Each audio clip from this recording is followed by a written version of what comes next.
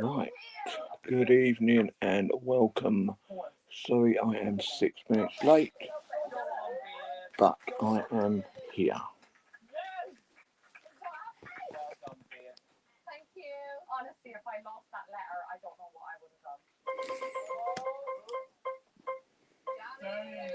Right, I'm just waiting for anyone else.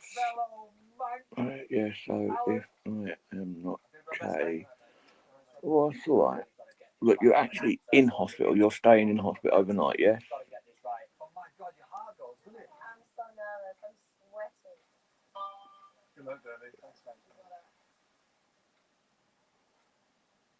Bolton Wanderers.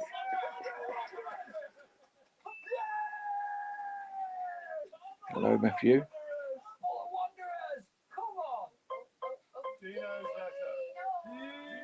I am. Well, I hope you get well soon, and I hope you are not in hospital for too long. Hello, Matthew.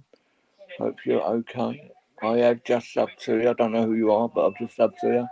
You have no videos up at the moment, but hopefully you'll put some up. Oh, thank you so much. Hopefully home tomorrow. Well, I hope you are too. Keep us informed. Let us know. I'm just sitting here. I've just been watching Cycle Mikey on YouTube. Hello, Savage Dave. Long time no see, mate. Hope you're all right, matey. Hope you're all right.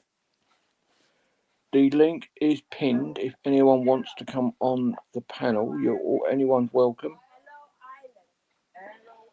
I hope you get well soon anyway. But as I say, hospital's not nice. As I said, I was in hospital for, I think it was about 3.5 weeks. And 2.5 weeks of that, I was in intensive care, ICU. So, yeah, I wasn't in any way, shape or form well enough to do anything. And even now, I'm still the same. But I am looking to starting up another business. It's because my stats were once they in the 90s. Well, yeah, you've got to make sure that you're well enough to carry on. Yeah, just make sure that you look after yourself. That's all you can do. Yeah, just look after yourself. Don't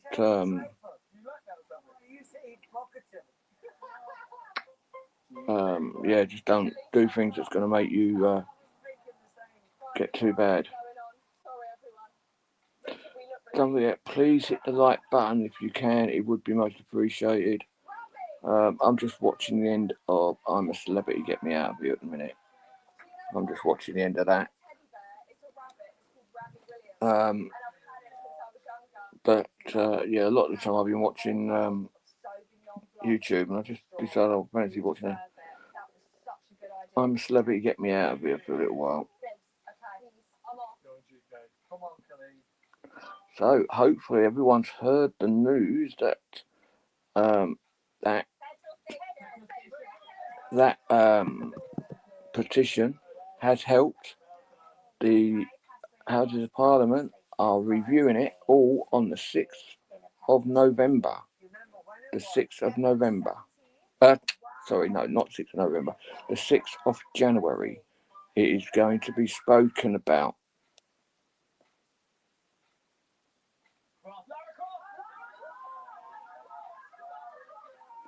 Yeah, so they are going to be chatting about it, discussion about it in the Houses of Parliament on the 6th of January. How good is that? So as I keep saying, please hit the like button, and if anyone wants to come on, the link is pinned. Would be nice.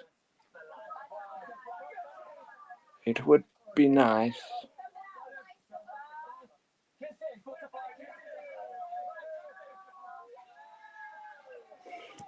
So come on, who's going to type up and who's going to start talking?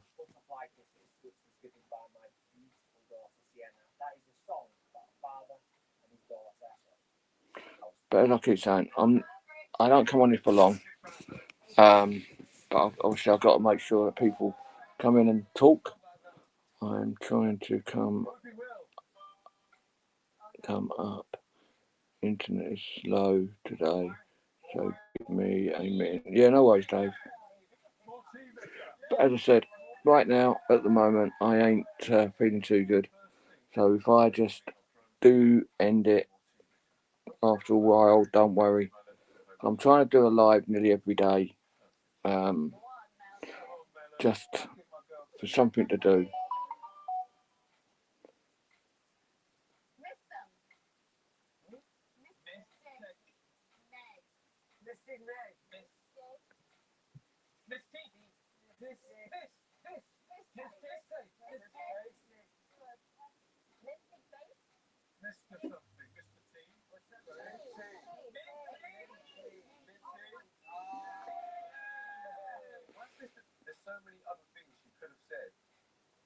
So, but yeah, it's quite nice. It's a nice evening.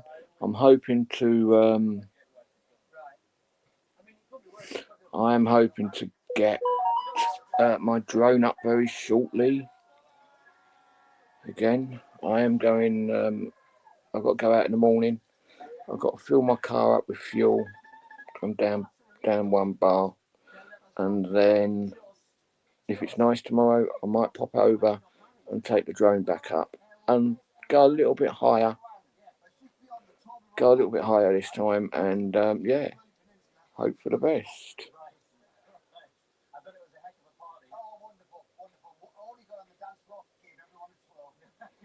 I'm going to set the height less than what it says at the moment. Wonder if I can actually do that now. I don't know. I don't know right now.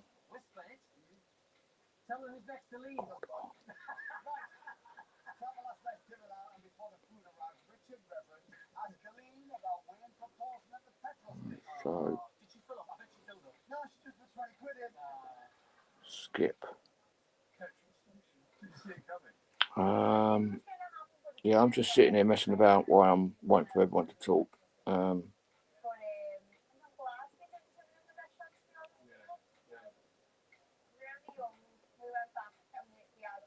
100.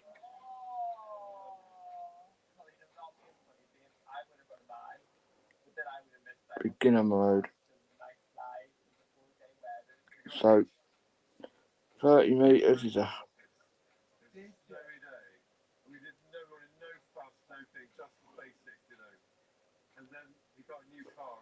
So as I say, I'm just messing about with this at the minute.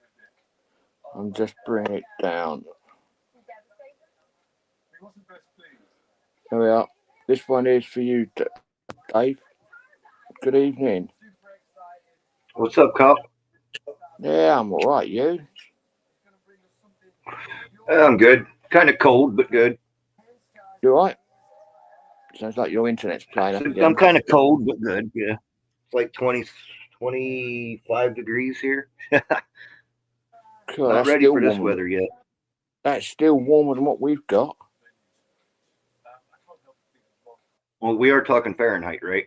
Oh, I'm talking Celsius. Whatever Fahrenheit, whatever it is in Fahrenheit, I ain't got a fucking clue. 25 in Celsius would probably be around 2 or 3, I would think. Yeah, we've got our weather's so bloody cold anyway. But like I said, I've oh, hang on, I might be the speed. It's all right, I'm just trying to I'm trying to confirm how to do like the speed and everything. Yeah, it's 50% or 100%. There's no other. But you know I've got a drone now, and I've been messing about. I've seen the video that you put up. Yeah, you saw that little video. Well, I'm hoping, depending on the weather tomorrow, I might go up and go to the same place and try to do the video. Try doing the video in up there again, but this time, let's try trying to do it a little bit a little bit better than what I did. Right. It's unnerving flying them, ain't it? Say again. I said it's unnerving flying them, ain't it? It is, yes, very. Especially you 'Cause get them I'm far enough that you can't see it anymore. You rely on the screen to know where yeah, you're no, at. no. Hello, Gregory. Hello, Catherine. No, I literally go up. I've set it at the moment for a beginner, so it will only go to 30 meters, Ah, gotcha. which is about 100 foot. And it's only allowed to Right. do You can still see it's it. only allowed to go 30 meters, which is 100 foot again, away from me. So, Right. but even that, it gets there within like a brief second. Like you press the takeoff and it comes up to hover a little bit, and then you press it again and it flies up to the 30 meters within seconds. Now, what model do you have? Oh, it's just a cheap. If you go onto Amazon, let me see if I can find it in Amazon, and I'll actually show you it. Amazon, and it won't at the moment. It should be 140, 150 quid. That's not too bad. It's not bad, Right. but it's. I'm going to put it in the chat anyway. GPS drone. Oh well, I don't want that. Sorry, it's just spelt the wrong thing. GPS DR drone with camera. Right, so which one have I got? I'm trying to work it out. Because I got it. It was up for 150 quid, and I got it. Mhm. It's a Holly Stone. Can't It say was I've heard of that 100 one. yeah, it was 150 quid, and they give you £50 off. So you go back and you, hello AJ, and what they do, you click the button or tick the box, and you get 50 quid off. So then it brings it down to £99. But it comes with one battery. So you buy another battery, Mhm. which is 40 quid. Right. But it comes in its own little case. I'm going to get it out. I'm actually going to spin the camera around on this, and because obviously I can't find the actual drone on there, but I will show you the actual drone. Let me put my little light on. All right, all you're going to see is darkness at me, as you can see. So this is the actual little bag that it comes in. So it comes in a proper little bag. Yeah. Right on.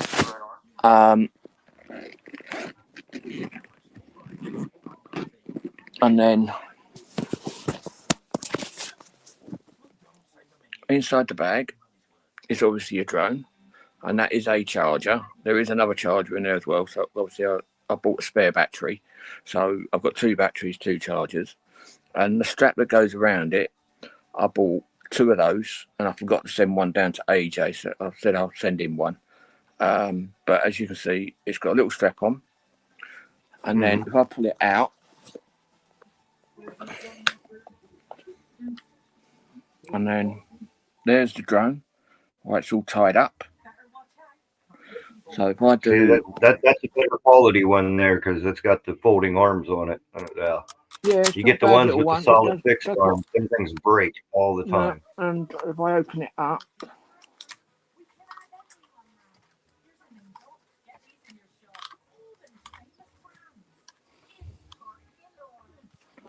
so and there's the drone set up.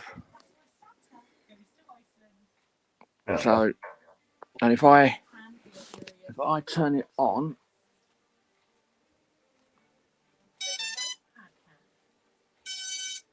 as you can hear, it's bleeping like a good one. As you can see, it's got its own little lights flashing. So if I now get the controller out, which is also rechargeable, so you don't have to buy no batteries.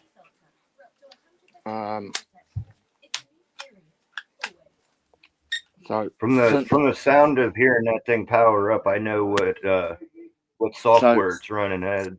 Be careful of that dodgy software. no, it's not. It's all right. Don't go out in any weather.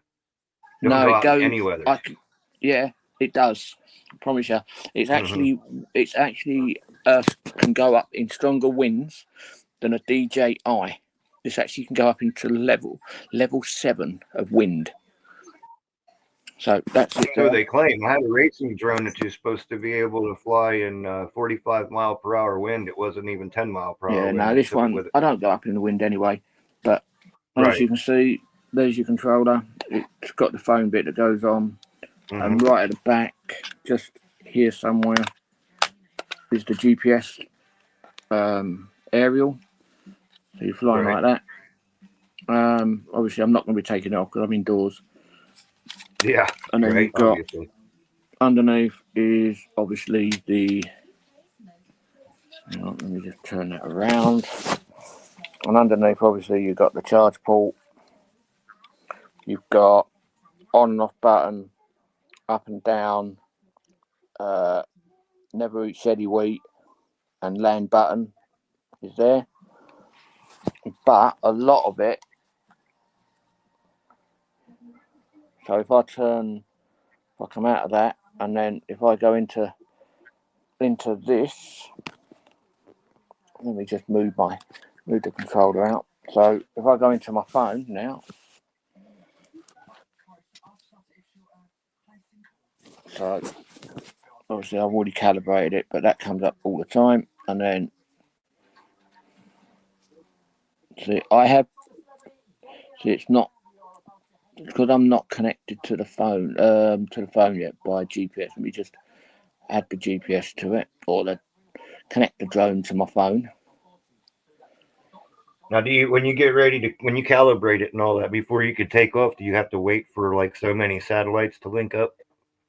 Don't know. Mine comes up quite quickly.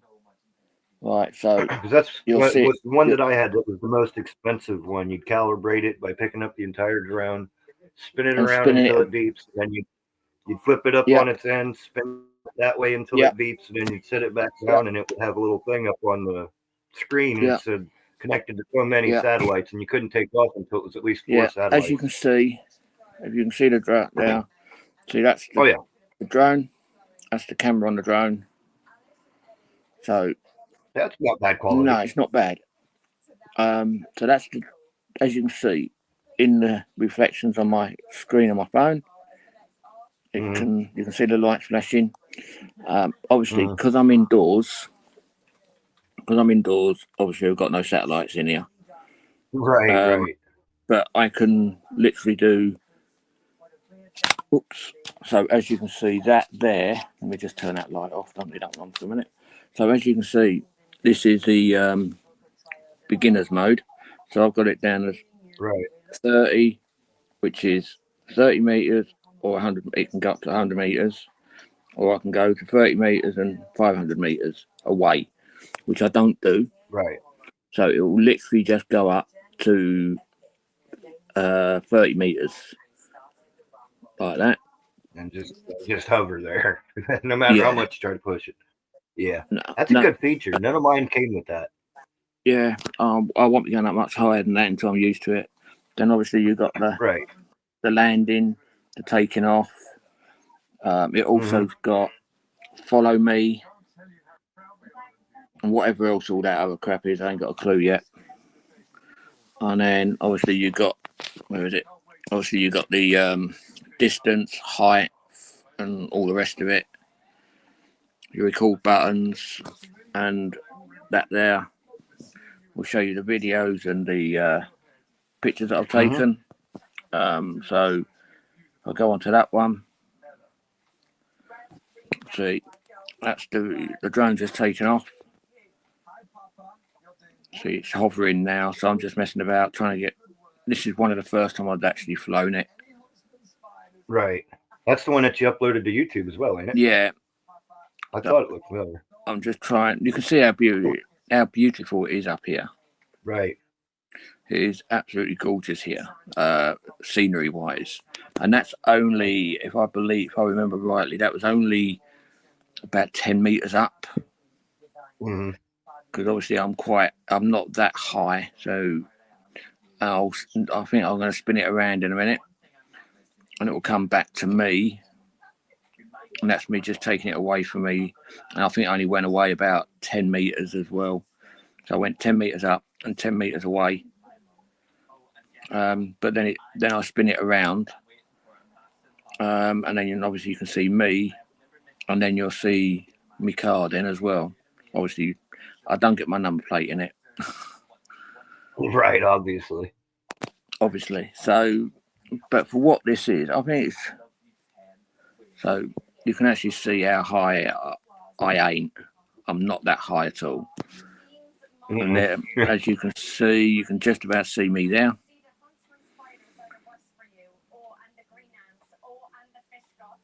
I'm just trying to get used to it. And there's my little car. Has it got a gimbal on it where you can move the camera and still stay in the same place? Yeah, I can move the camera out and I can zoom in and out. There's me waving. So the only way I can do the zooming in is like that. So it zooms in. Right.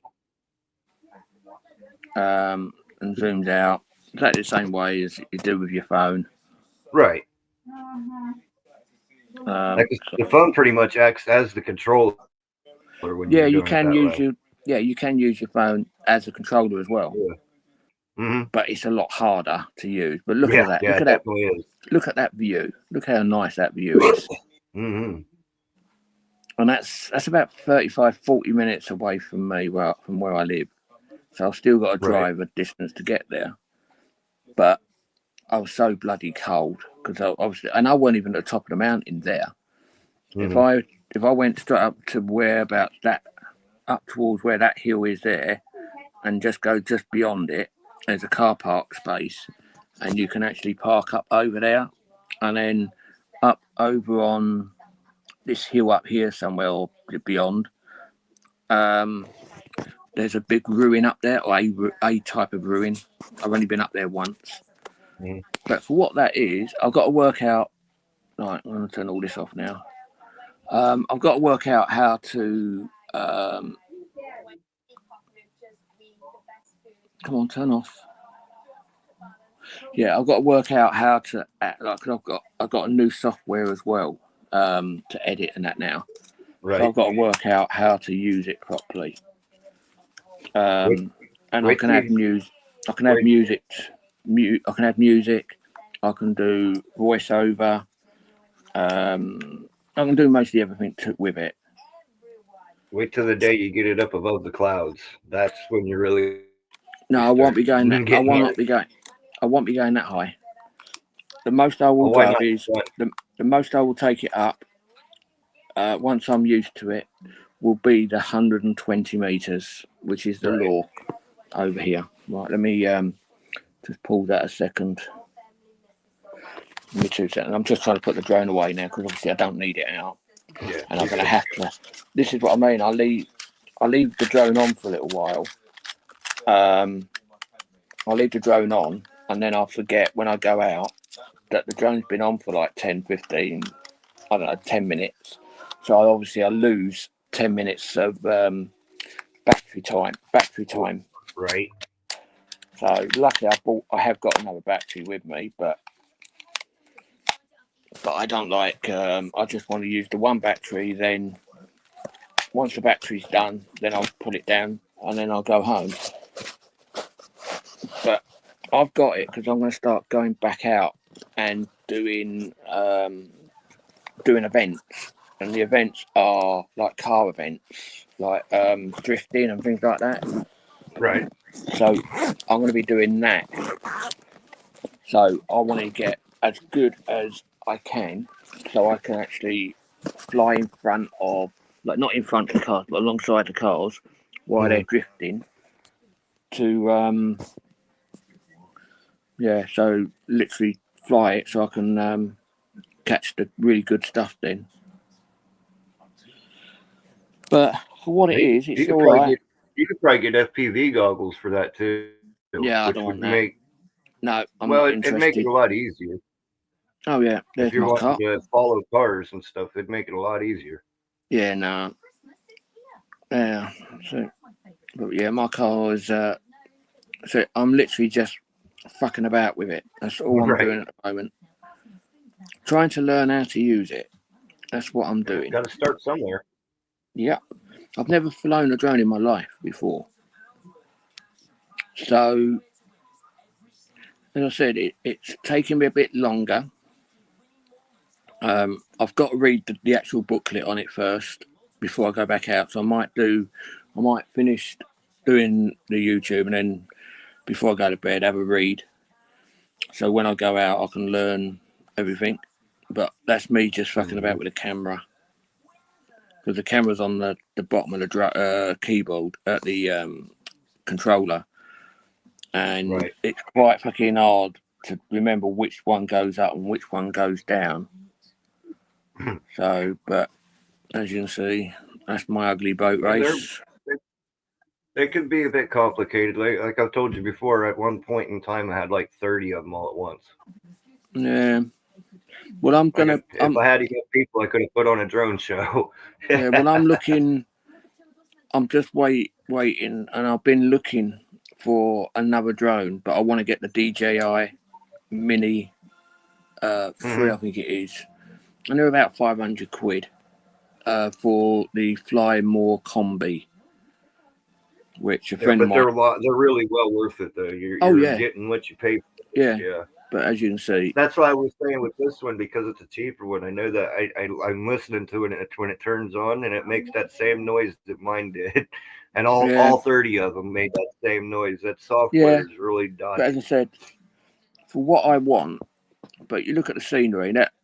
This one's only 25 seconds long, but the scenery is. That's why I thought I'd go up there because the scenery is so nice. Right. Obviously, I'm fucking about trying to get the controls to work out how to use the controls properly.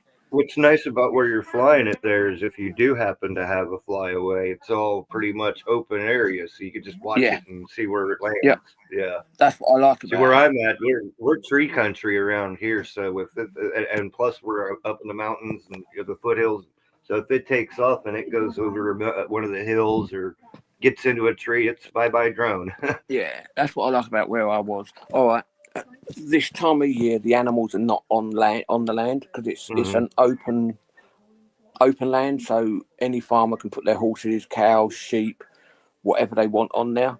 Because obviously you've got cattle grids on either end of the road, and they've got about 400 acres, 500 acres there that they can use because it goes on. It will just keep going and going and going. To round the animals up on there, it takes about 3.5 to 4 weeks to round the horses, the cattle, and the sheep and everyone up. So it is. It's a really nice scenery up there. So I'm going to do it again. And what I might do is I might use my tablet and do a little bit of filming because I have done a bit of filming on my way up on my phone. Right. So if I went into my gallery, let me see if I can find it. I'll show you what I mean. I think that's this is the what I'm seeing on my way up there. Obviously, there's a tractor broken down because it's got a flat tire. But this is one of the roads. This is the actual road where I'm going up. And as you can see, I think I've got it on the. Let me just. The mountains that are in front of you. Yeah, you might be able to hear that now. Are going to be the ones that I'm going to try to take off from. Yeah, I can hear it. So yeah, let's have a look at the views that we have up here in Wales. The views are quite nice. This is one of the main roads that go through from the area that I live in. Well, the outskirts of the area I live in, I should say. See what I mean by the roads. Big town. And this is a main road. Away from home. Right. Looks like a drunken snake laid it. Yes. I'm not going right up to the top. There is a lay-by at the bottom, big enough for me to take off from. So not going to go all the way up to the top. But you can see what I mean by how good the scenery is, even just driving up there. We've got a few cyclists around. Right. And you're meant to be about 2 meters away from. Looks so weird watching you guys drive. I'm sitting over here like you're driving on the wrong side of the road. Yeah. Well, I used to drive a left American trucks over here because quite a few of my mates have them. And I love driving left-hand drive. But for what it is, the beauty of the scenery and how pretty and everything it is, it's actually worth doing it up there, because obviously where I live in a built, no, I don't class it as a built up here. I've got 12 houses where I live, and you've got a few houses across the other side of the road, but I can't go out and fly over to the sea from where I live because it's on a restricted area. Right, so, like a no-fly zone. Yeah, so I can't do that. But if I go out in the back garden, I can fly out the opposite direction and I'm fine. Because I've got an airport and I've got an army barracks, well, army area, I'll just call it. Right. They also do shooting from on the land out to sea. And they do it at certain times, but they don't. The only place you can find that out is if you go into our local paper. But I don't go on to papers very much. Most of them are liars. As you can see, it's so. But it's, you can see what I mean by it. It's a main road, but it's wide enough just to get a car. Like you can probably get just about two lorries going up, but they're very close together. If you've got them going up and down at the same time. We got some roads over here like that. Where you just, it's all, you'd think it was a one-way road, but it's two-way. Good grief. Yeah. Then you're going to put your car down the hill to let a school bus pass. Yeah. But as you can see, there's not many places that you can stop. Like when you get the old combine harvesters and the wide loads going down there, you do move out of the way very quickly. Here we go. I'm just going over there. When you go up this hill. I like how it just opened up like that. Yeah. Go on the left. The whole left side there just completely dropped off and opened up. That was cool. As I say, it is really nice there. I'm not far away from the actual lay-by where I actually took off from. You'll see the cattle grid in a minute. You'll see a farm up on the left. Up on the left any second now. This place on the left. I don't know how it is over there, but over here you got, for anybody that actually wants to be serious about flying drones, you got to get an FAA license. Do you have to get a license over there to fly yours?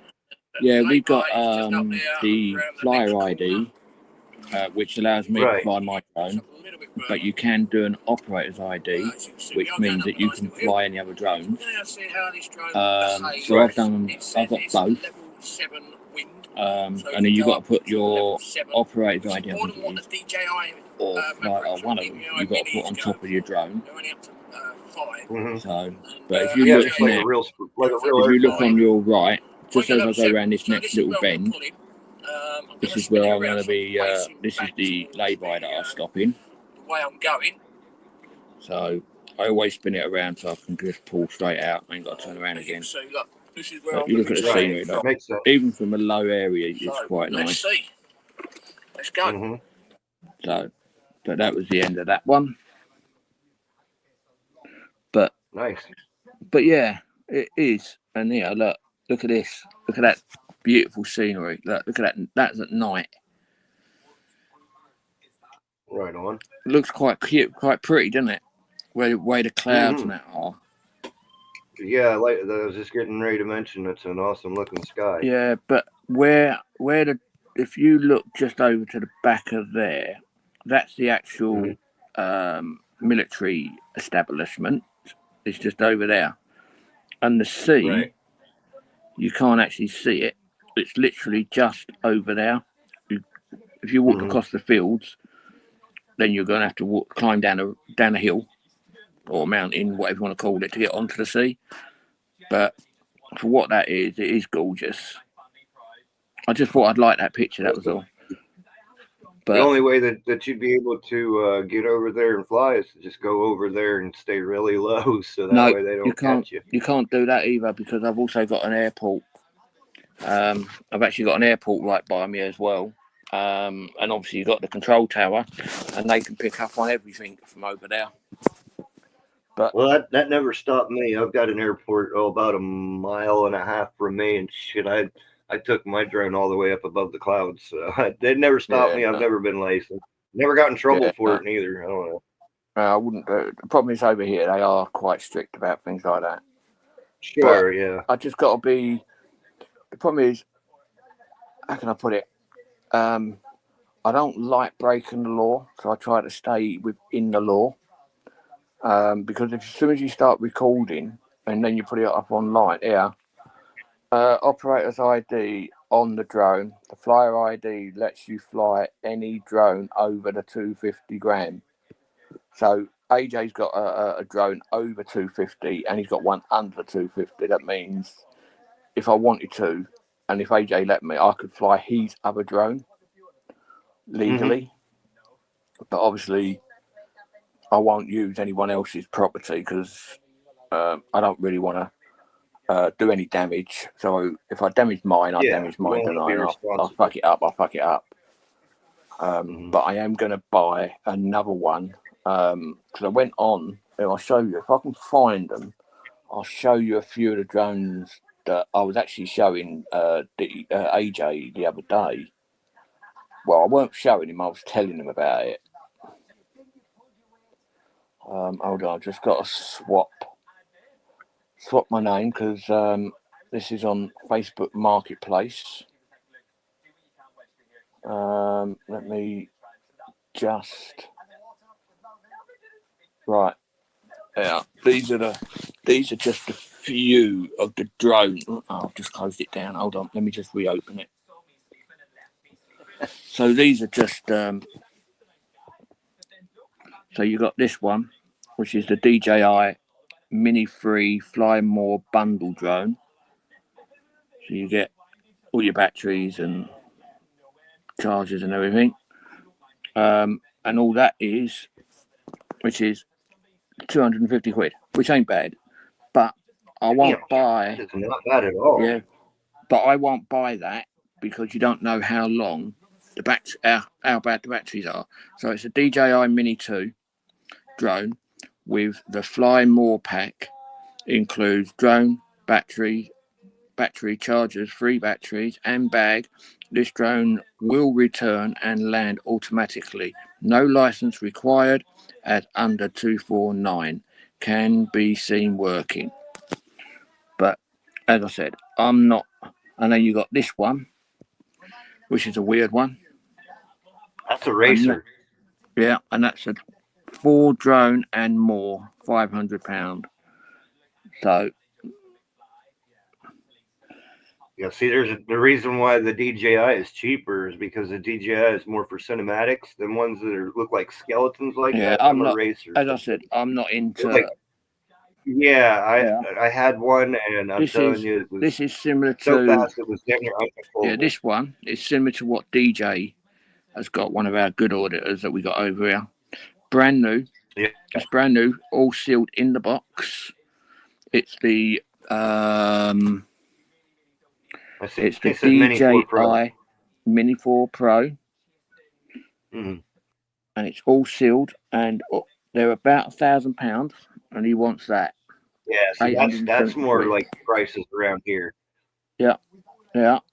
So it's got DJI Mini 4 Pro Fly More Combi with DJI RC2 screen remote control, folding mini drone with 4K HDR video camera for audits under 0.549 pounds, a 249 gram, 34 minutes flight time, 2 extra batteries.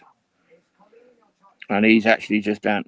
not far away. Well, it's about an hour and 10, hour and 20 minutes away from where I live. Then there's another one, brand new DJI Mini 4 Pro, all sealed, and they want 800 quid. Yeah, that's the same one as the last one you just showed. No, but, yeah, it's cheaper. exactly the same. Yeah. Yeah. This one, this is a DJI Mini 3 Flying More Combi DJI RC, lightweight, lightweight and foldable mini camera drone with. Right, so it comes with everything you see.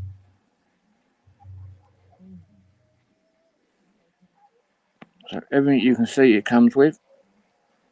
And it's one of the cheapest drones I can see. Mm-hmm. Whoa. that's a knockoff. It's got to be. It's got. Well, I'm just going to have a read here. Our website is full of new products. During the promotion period, we support PayPal credit card payments. The warranty and order invoice will be included in the product. Free home delivery service is provided. So if you go onto that website there, you may be able to get yourself a decent drone. No, I wouldn't trust it. About like Temu or Wish. Yeah, that kind of price. There's another drone, which is also a DJI. And that's a DJI Mini 4K drone. Only used once. Comes with the Follow Me Extra, DJI case, controller lanyard, spare batteries and charger, spare propellers. It's a 256 gram or GB micro SD card. So, and that is about an hour, about 2 hours away. Yeah, there's another one. It's a Maverick Pro, brand new. See, that's the kind that I want. I want the DJI Mavic. Those are nice. Yeah, well, there's the price. See, those are so cheap. Why? So completed Maverick Pro drone comes with lots of extras, all working, just unsealed. Where are they? So you come over here and try to find one of them, man. You're talking $1,200-$1,500 for one. Yeah, that's why I never got one. What about one like that? That's kind of like what the cops have around here, but I don't agree with those. I'd rather the folding ones. There we are. Yeesh, 70 pounds. 70 quid. I don't like it. I don't like the looks of them. Yeah, I don't like the fixed wings. I'd rather foldable wings because them fixed wings they just break too often. It's hard to pack them if you're traveling. Yeah, there's another DJI. Mm-hmm. Well, see, that one's got foldable wings. And well enough for my trip up north on Friday. Well, I hope you are. All right. I hope you are as well, CP. But for the prices, what they're selling them on, yeah, there's another one. Look at that. This is the DJI 3 Mini. So what is it? It's DJI Mini 3, DJI RC drone kit box, mint condition, DJI warranty till August 2026, and that's in Exeter. So, but for 375 quid, that's not bad.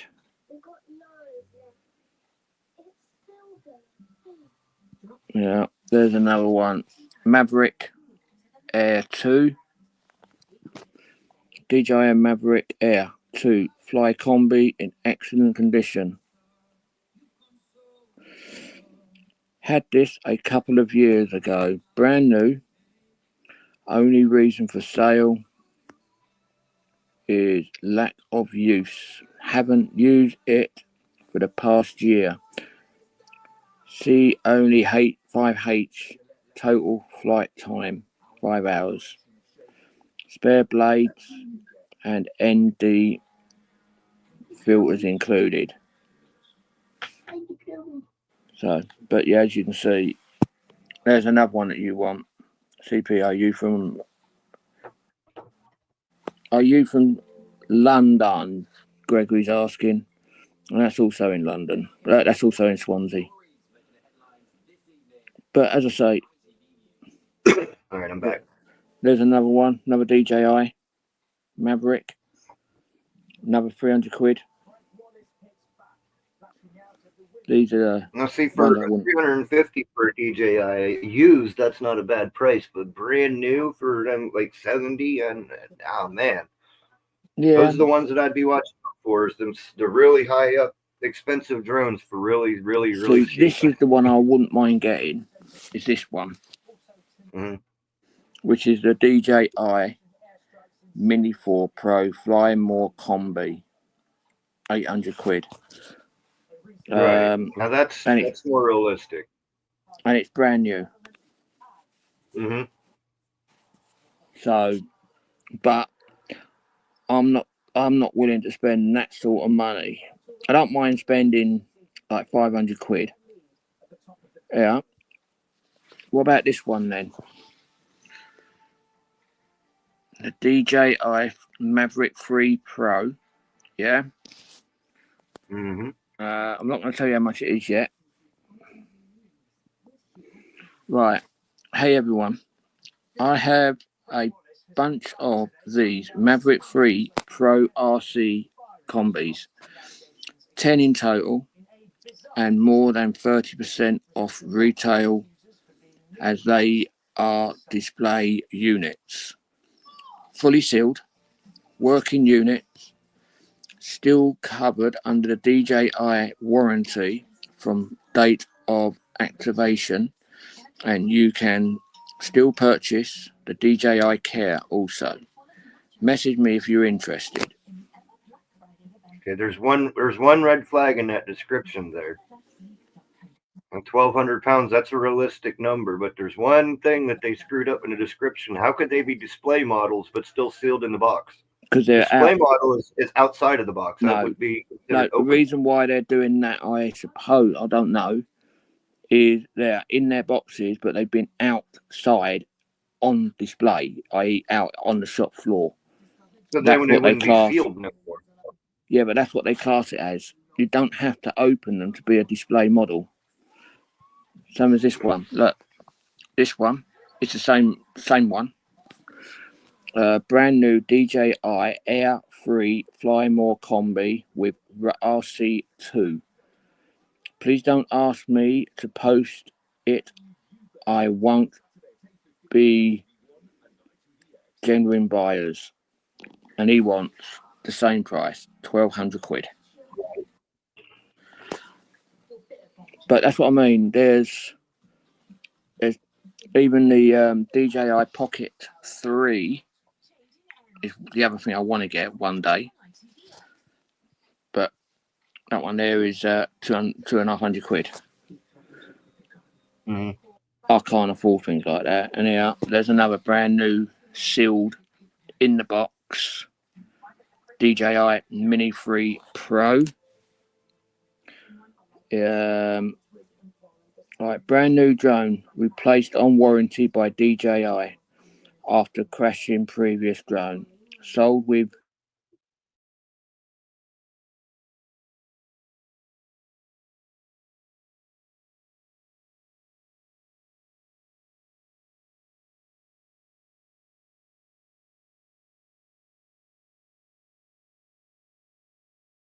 $159, and he wants 600 quid. So he's got a brand new drone. He's bought a brand new drone, but they said they didn't send him a controller out. He just broke the drone. But AJ, there's that other one that I was telling you about last night. You want about one of them mask things there, yeah, Dave? Oh, that's what I was talking about earlier, the POV. Yeah, but you look. Would you first person? Would you put that honestly? Would you put that around your face? Look. No, because it looks like it's been around somebody else's face. It's things like that. I'd only buy brand new if I was going to. Yeah, see. And I wouldn't be sharing it with people neither, because getting all that dirt and grime and sweat oils and all that all over it. Nah, no, thank you. But you look how bad parts of it is. It's disgusting. Even the controller is not that good.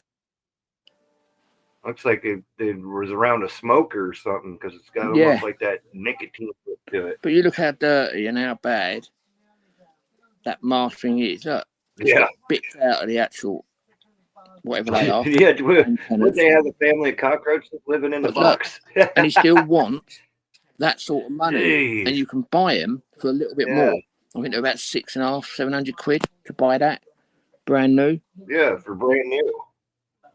I wouldn't pay that. No, not at all. I found another one here, the other day. Exactly the same, but new. I'm just trying to have a look for it. But brand new. And they wanted, I think it was £700. And I'm getting hungry now. I'm just sitting here. And you know how I got so many. You know how I got so many drones myself, right? I had a hookup where this lady was buying return pallets, and she was getting all kinds of returns, and so I was getting stupid deals like 75% off of these drones, because she couldn't give any guarantee that they would work. And that's the way a lot of these listings are. These people have just gotten return pallets, and so they can't guarantee that they're working. Yeah, I wouldn't mind getting one of them pallets just for the hell of it, just to see what you get in them. But they do them over here. They do them over here, but they're so hard to get hold of. It's unbelievable how hard it is. Because I have been looking, but I'm not spending like I watch. Have you ever seen a girl called Sarah Grace on YouTube? No. Type into into YouTube. Let me just see if I can find it. Let me see if I can find Sarah Grace. Right. Sarah Grace. So, this is what I mean. Hot water mop washing. This is an 8-in-1 maintenance-free dock, which means you can go up to 7 weeks without emptying. So this is Sarah Grace, and what she does is she buys, same as you, paddock boxes. I gave a Best Buy employee £5,000 to make me a mystery box. But she's also buys. Let me just find. This is also great with. Let me just find her ones that she's done.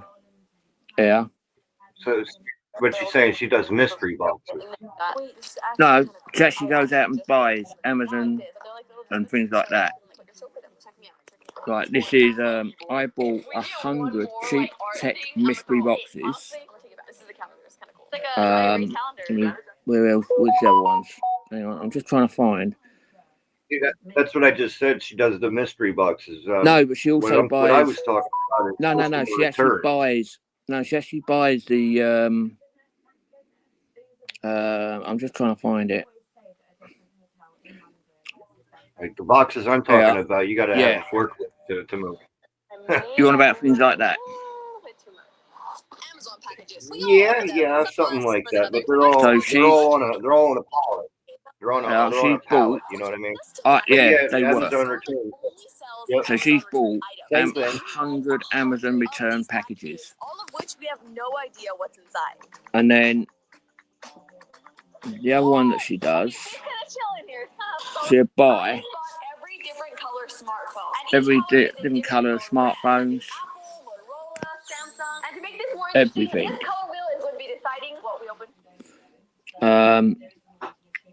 Well, I'm just trying to find the other one that she does.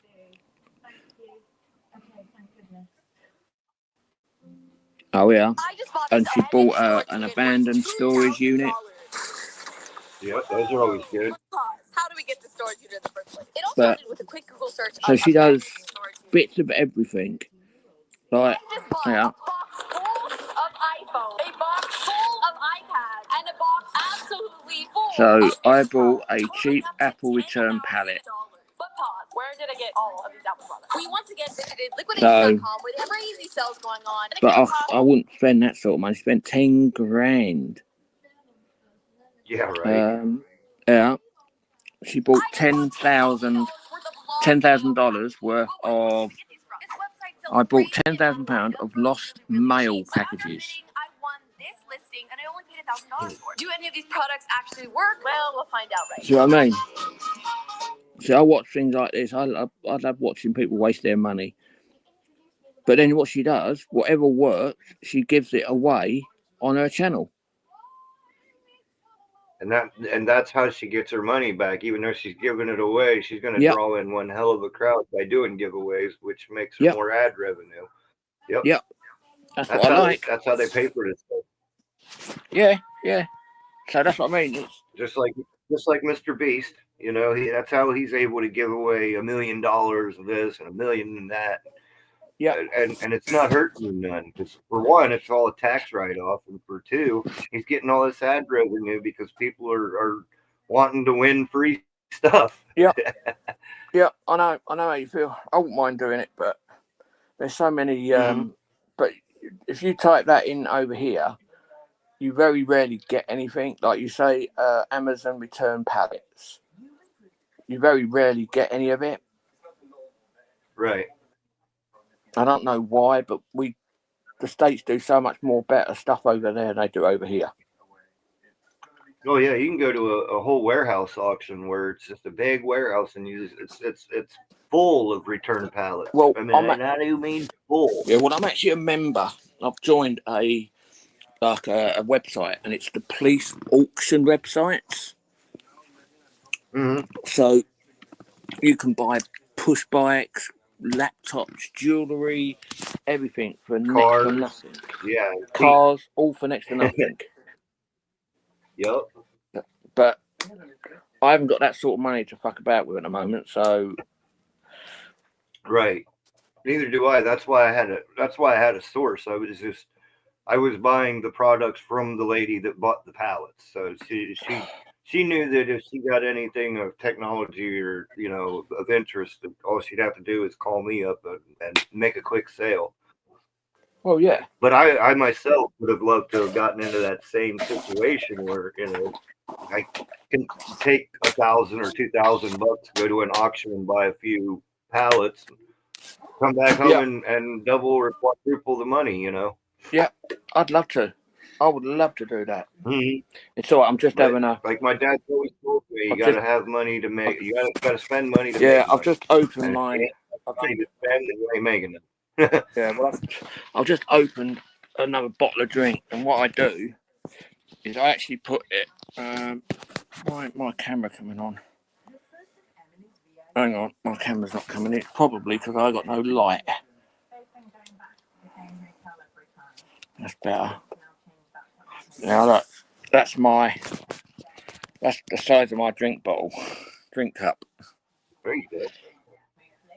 But I drink a lot of like it's Lucozade Sport Lookalike. I drink a lot of it, hell of a lot.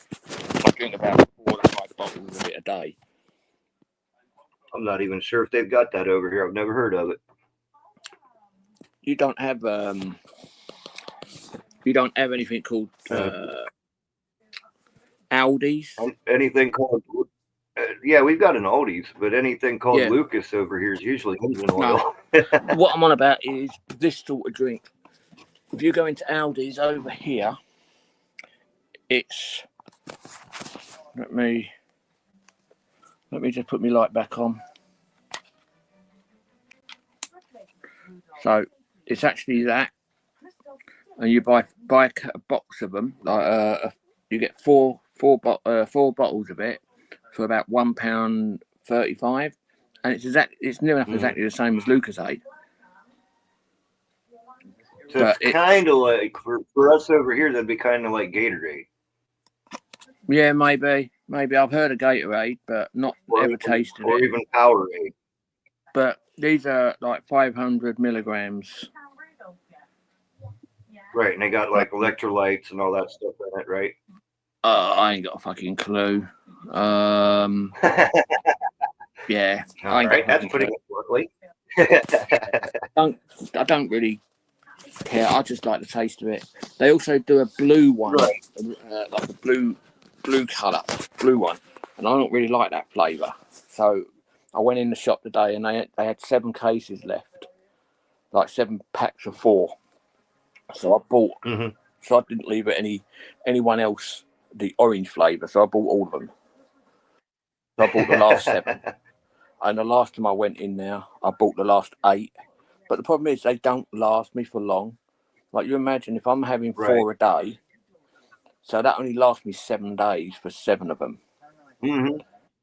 So like 7 of them, which I bought today, cost me £9.45.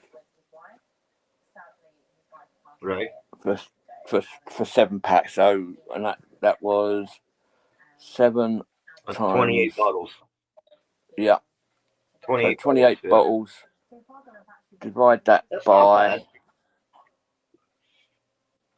1.35. That's less than 20 pence each bottle. Right. And for the Lucozade ones, they're like £1.85 for the same size bottle. For the same sort of drink. So you're getting 4 of them for the price of 1. No bueno, or not no brainer. I mean. And then it's the same. It's the same as these. I've got these as well. Like cans. Like you got.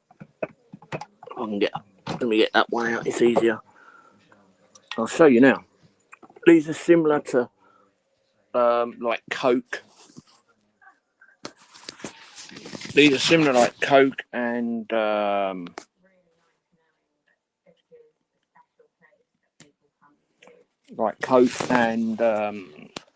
other stuff. But so it's exactly. Right. It's actually called. It says original cola.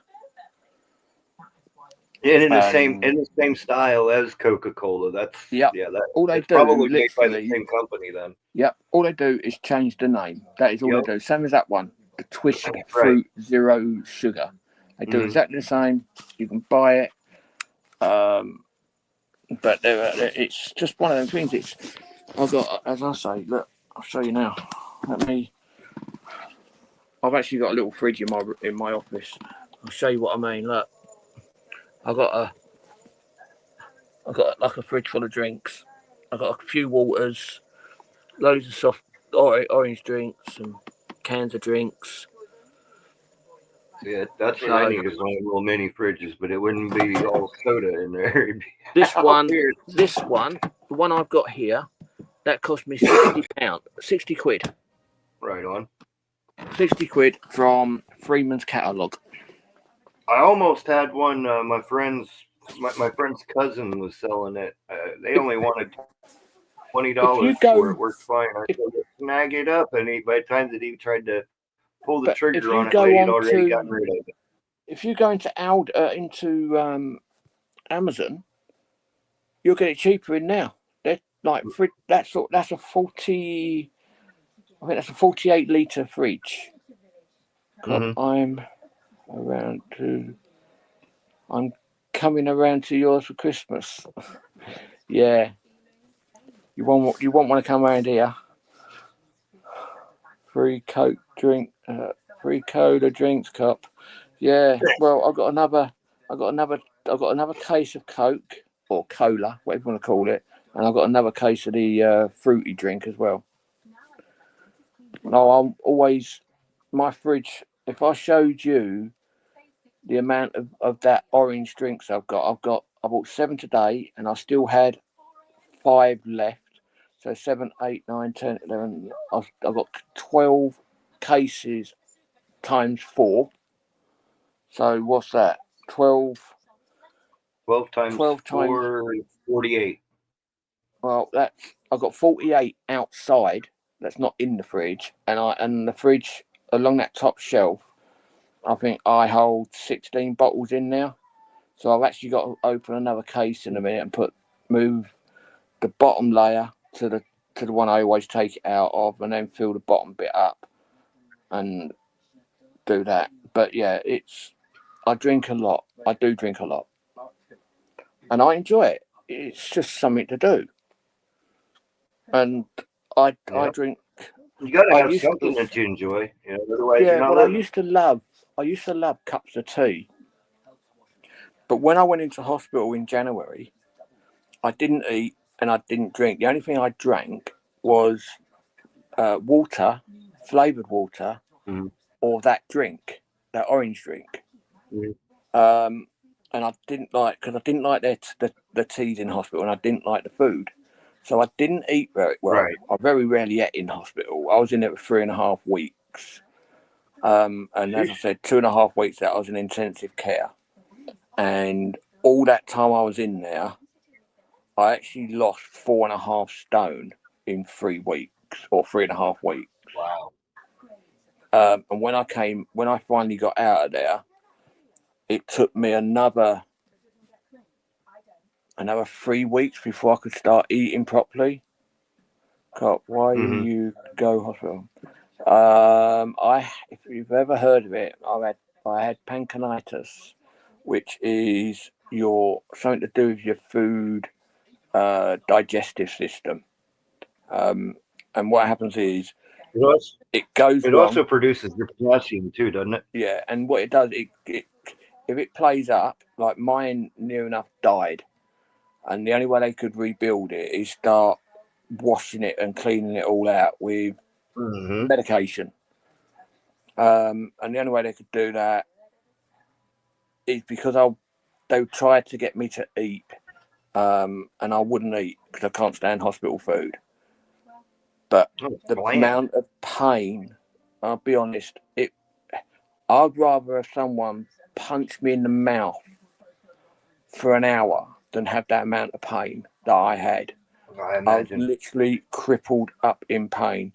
The first time they sent me an ambulance, and luckily I had a proper paramedic in there, so they could give me medication, sick, because I get travel sick as well. So they also gave me medication for travel sick.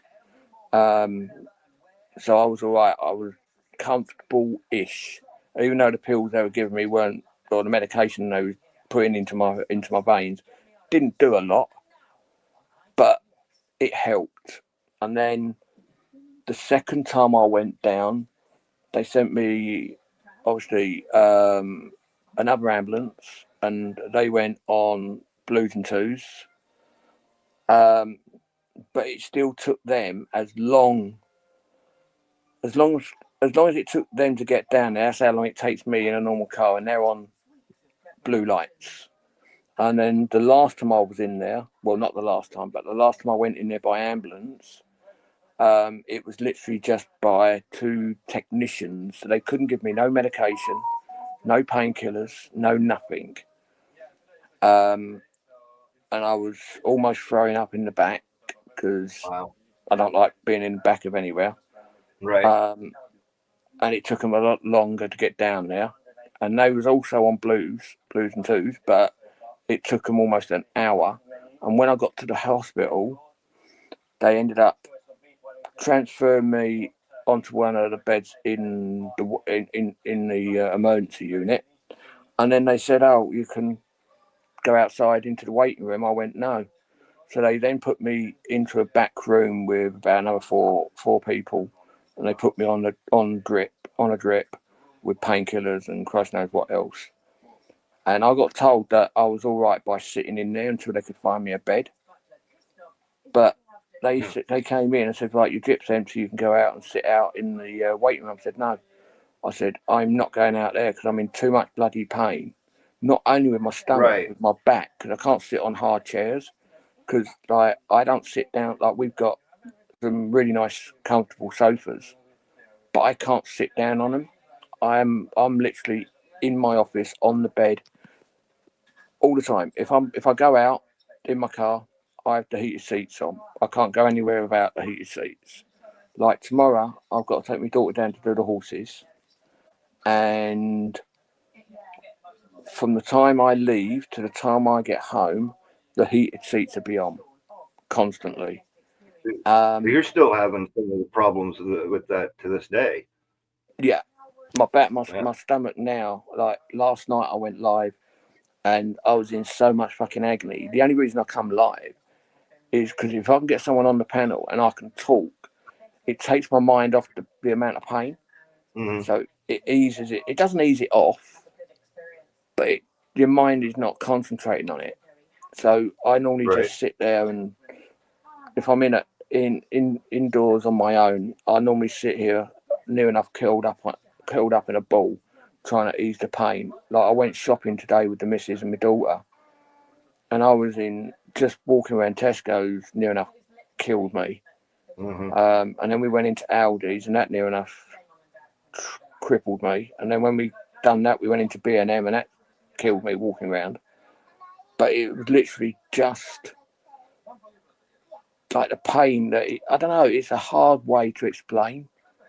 But I'm also I have a lot of pain in my chest, and the hospital, the doctor said if you get the amount of pain you was in, he wants me to rush down to the hospital because it's something to do with my heart, even though I ain't got one. Mm-hmm. But so yeah, the pain is right where the heart is.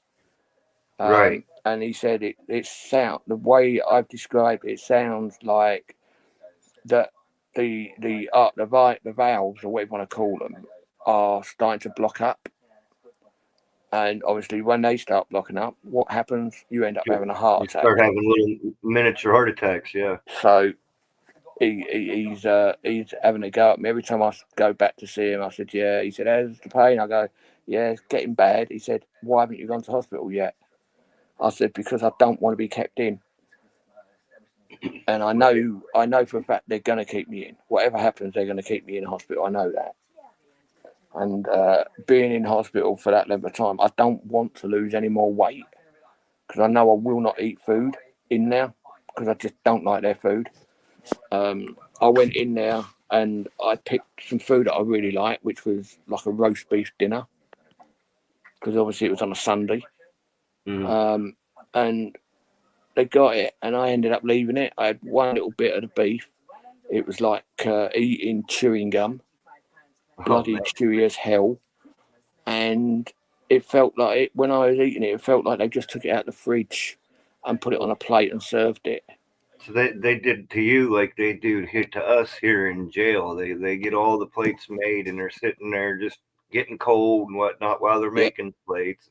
They don't keep it on warmers or anything, and then just expect you to eat it. Yeah, that's bad. Whenever I on the off chance get locked up, I usually end up going about a week before I can eat down there because it's just even looking at the food, it's not appetizing. I can go without food. Like I've been out without food completely for 3.5 weeks. But the longest I've been without food is 4 weeks. That's the longest I've ever gone without food. As long as I can have something to drink, like milk, orange squash, or something like that, I'm fine. Right. But they were getting so concerned, they wanted to put a food tube in because I wasn't eating. And they said, nope. I went, you got more chance about you being pregnant. And this is to a guy. And then he said, right, because you're not going for a wee all the time, like you're meant to go for a wee every couple of hours or whatever. And I was going like 2 days without going for a wee. They said, oh, we're going to have to put a catheter in. I went, you got more fucking hope with that. I said, you got no chance. Mm-hmm. And then they wanted to put tubes every fucking way. And I told them, no. I said, the minute that you start trying that, I'll walk out. Right. Because no one puts anything up my fucking dick. and I will not have a tube anywhere. It was bad enough when I went in for an operation on my arm, and they put a tube down my throat then. But obviously, they pulled it out before I came out, before I went back. But and my throat was so fucking sore, and I knew what they'd done.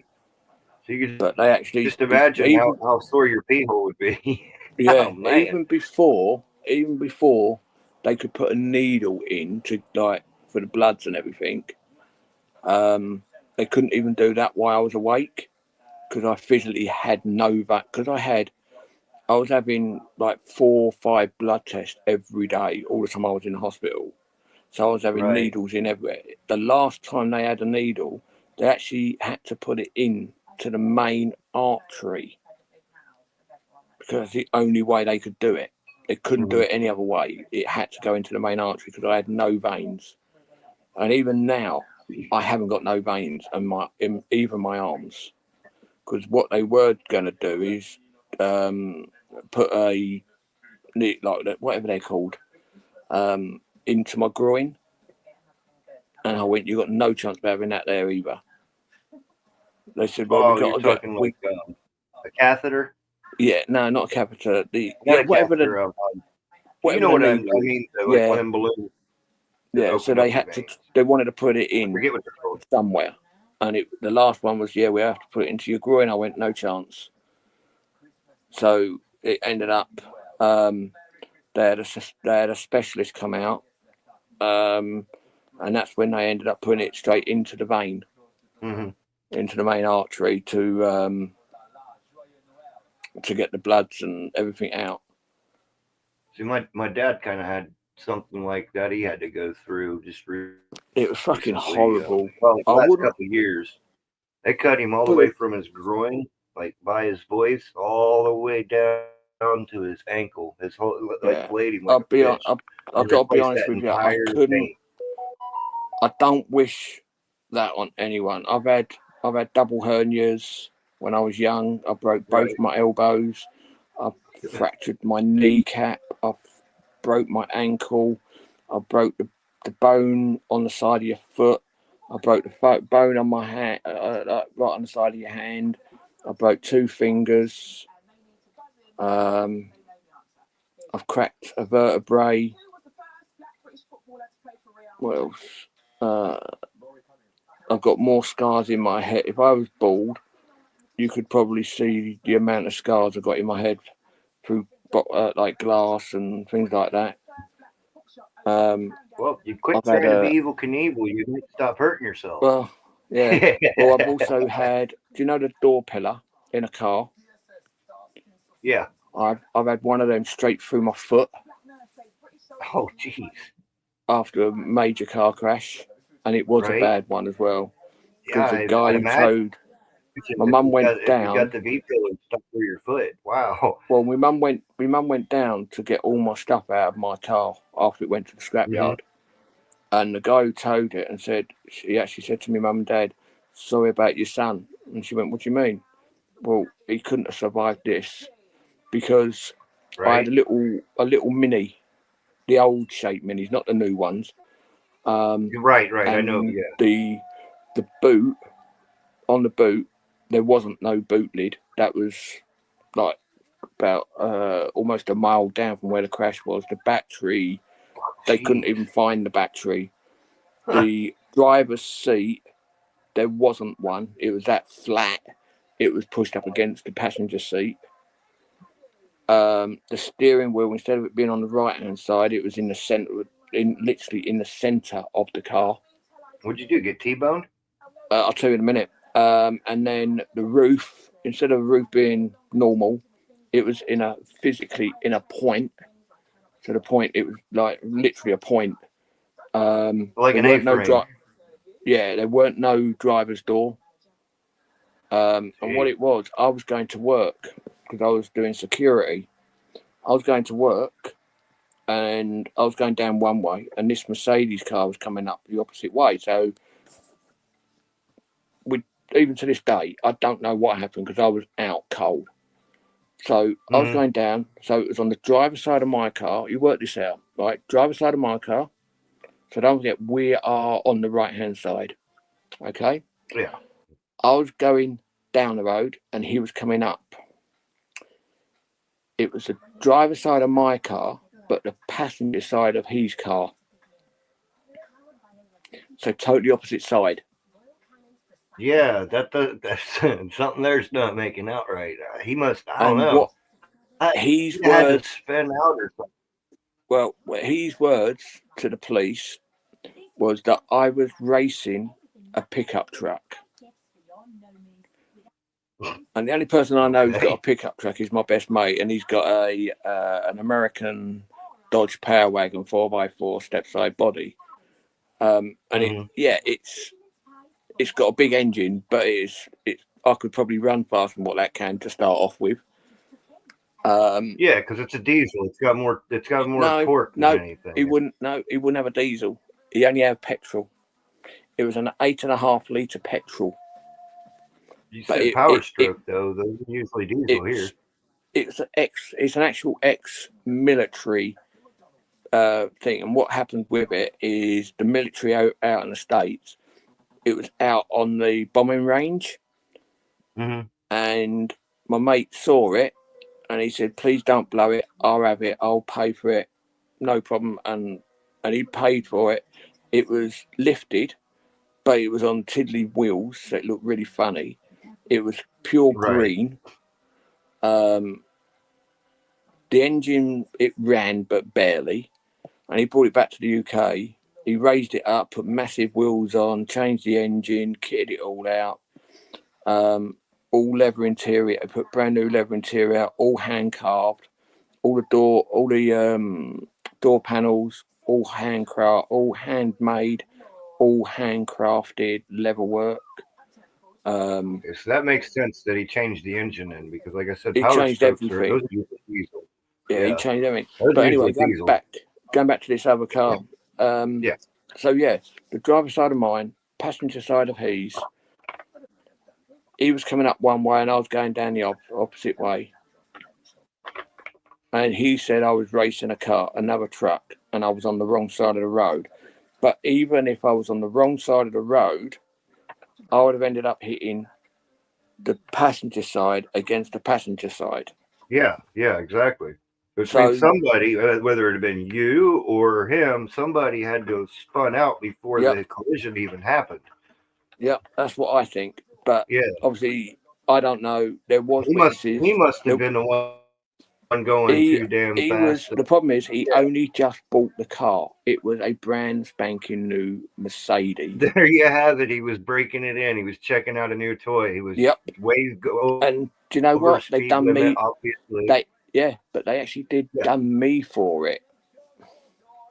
That's crazy. And the reason why, because my mate. I'm not even a detective, and I can paint this picture. Right, hang on. My mate, because he's the one who paid. My mate bought me the car so I can get back and forth to work and all the rest of it. And he said, "I've insured it. You've got all the insurance, everything." But I then got nicked for forgery on a forged motor car insurance policy, which I didn't know nothing about. As far as I know, he bought the car, insured it for me and everything, but it ended up being a forgery on the insurance. So they done me for forgery insurance, dangerous driving, and whatever else. When I went to hospital, they actually cut the car door pillar off and tied it all in so it didn't move. When I got carted off to hospital, they operated, took the door pillar out and sewed my foot up.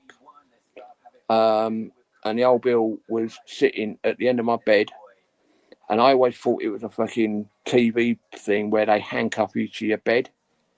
They handcuffed me to the bed so I couldn't move until I was well enough, and I think I was in hospital for about a day and a bit or something like that. And they took me straight from hospital, straight to the cells, and I was in the police cells for 2 days. And then I went to court. And I ended up getting a year ban and I think it was about £2,500 fine. Jeez. And they said, "You're lucky that we're not sending you to jail." I said, "Shit, I'm lucky to be alive, let alone go to jail." Yeah, I was, and like as I said, the guy who towed the car actually thought I was dead, because there's no way. I'm not being funny. If I could ever find the pictures, I've got pictures of it somewhere. If I ever found them and I'll put it up online and said, "Do you think the person who had the car crash in this car, do you think he would survive?" And I guarantee everybody will say, "No, he's dead." Mm-hmm. It was that bad. There was not like literally the driver's seat. There wasn't it. It was literally squashed into the passenger seat. Mm-hmm. And the actual steering wheel, it was more like by watching the pictures that I can remember in my head, it was the steering wheel was more in the center, like just off center, more to the passenger side than it was on the driver's side. But yeah, they actually closed the road off for 3 days. Jeez. And it was a main road. The worst part of it was actually where it was like a minute walk from the police station. But obviously that police station is no longer there now. But yeah, it was one of the worst accidents I've ever had. I've had a few. I had one about 10 years ago up the road. I was coming home from work. I phoned the missus up and said, "Oh, do you fancy some chips from the chip shop?" And she went, "Yeah, all right." So I was going down to our chip shop we used. And it was only on a little road, 2-way, but you wouldn't get past it too easy with if you had a lorry and a coach or a lorry and a bus coming past. It's that tight. Going down, I was doing the national speed limit is 60 miles an hour, so I was doing about 40-ish, 45. And I hit some oil or diesel or something on the road, and the front of my car, I literally spun 180 or 160, whatever it is. My front of my car hit one way, and I literally ended up the car spun around, and I was going backwards. I went up on the bank, and I ended up sliding from, I don't know, 20 meters down the road on the side on the driver's side of my car. And yeah, it was that was a bad one. Yeah. But I got out with that with a painful arse when the fire brigade came, the police, because obviously it took 2 blokes to get me out of the car, because obviously I couldn't get out the driver's side because the door was on the road.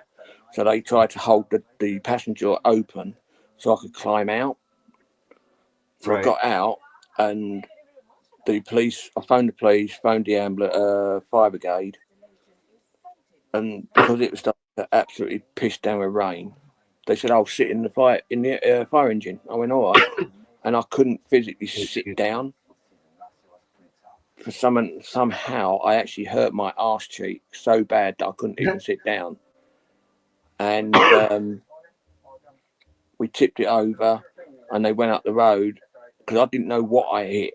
They went up the road, and they had to call the emergency road cleaner or whatever they're called, road maintenance or whatever, and they had to clean all the road up because the amount of oil, it was oil or diesel or something on the road, and it literally spun me, and there wasn't no way of controlling the car. Right. That's kind of like the worst crash that I had.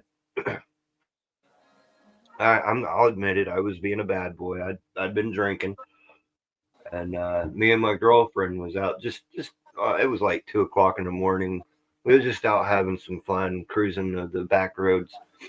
Well, I love watching racing movies like the Fast and the Furious movies like that. Yep, me too. Here I am. I'm drifting because it just started snowing, so there was like a half inch of snow that had stuck on the road. And mind you, 2 o'clock in the morning, ain't nobody out there, so it was all fresh powder.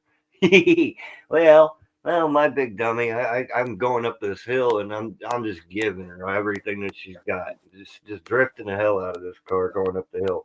Well, I didn't anticipate the turn that was coming up at the very top of the hill. And as soon as I get up there, I'm like, oh. So I turned the wheel to try to follow in with the road. It didn't want to. It just started gliding. So I ended up spinning the wheel back into it like you would when you're drifting, smashing the gas. Well, it gripped on me and it spun the back end around, and I ended up. I T-boned. Well, the pole T-boned me, but you know what I mean. I basically turned the car into a banana. Yeah, and kind of like what you said, I love the it. worst crash. The driver's seat was literally fitting me like a glove. I was pressed up against the center console. The door was pressed up against my other side. Only thing that happened, I broke my collarbone. Well, I was lucky that one, but I love going out in the snow driving. Mm-hmm. I love it. Like when I lived, before I moved to where I am now, I lived about 10 miles down the road. And at the bottom of the road, there used to be out my daughter's school, and they had a car park next to the school, which is also the village hall. And me and my mate, who lived next door, we used to take it in turns of taking the cars out and going down the road and handbrake and going in the car park, slamming it around, sliding it. And then we used to go up to the main junction, go across, and it's always thick with snow up there.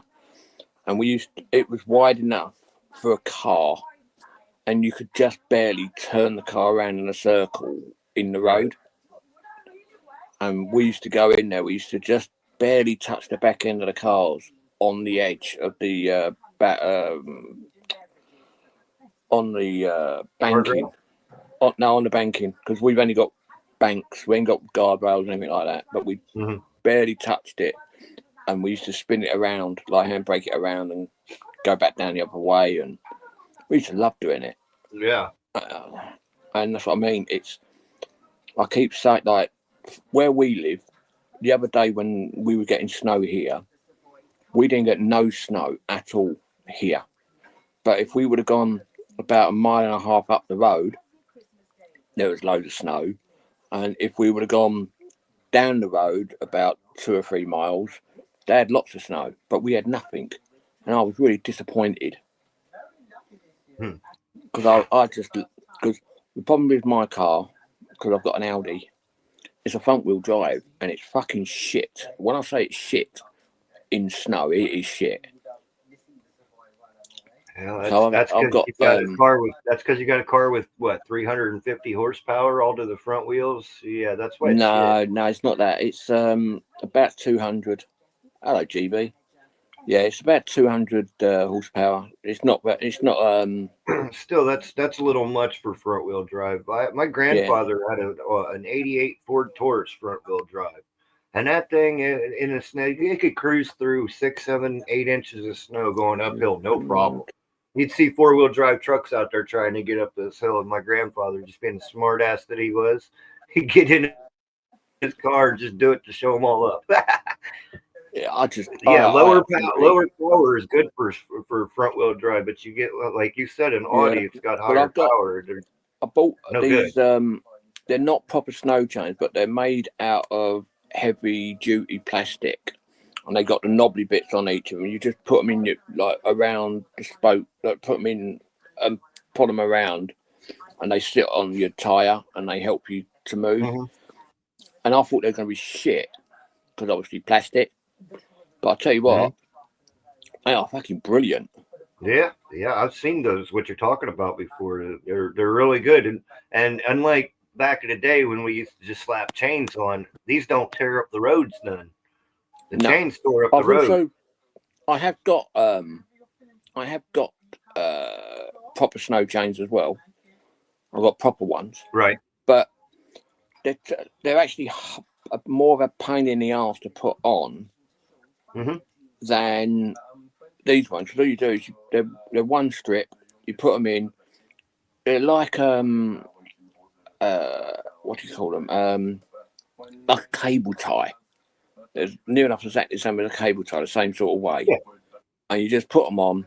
You can take them off because there is a way to take them off so you don't waste them. You put them on and then you carry on.